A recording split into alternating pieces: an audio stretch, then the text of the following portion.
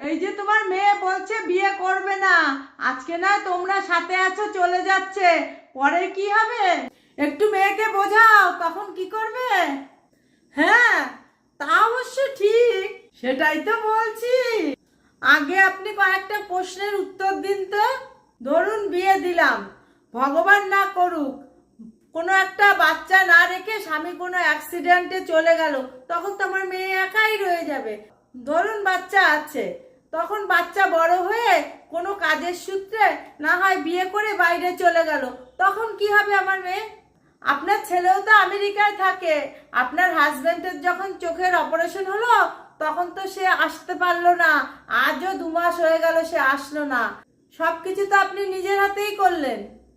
আপনার একটা বোন আছে শুনেছি, সে তো বিয়ের কয় মাস বাদেই ডিভোর্স হয়ে বাড়িতে চলে আসলো, এখন তার কি হবে? তার থেকে ভালো আমি আমার মেয়েকে বলেছি তুই একটা নিজে ফ্ল্যাট কেন, সেখানে থাক, তাহলে পরেও আর কোনো সমস্যা হবে না। না रहेगा বাস, না বাজেগি বাঁশুরি। মানে? মানে আমি বিশ্বাস একদমই করি না যে বাচ্চারা কোনোভাবেই তার বাবা মার সঙ্গে থাকার জন্য দায়বদ্ধ। তবুও কি বলুন তো, বাচ্চাটা হলে না একটা ছোট্ট হলেও এক্সপেকটেশন তৈরিই হয়ে যায়, মানুষ তো। সো নো বাচ্চা, নো এক্সপেকটেশনস।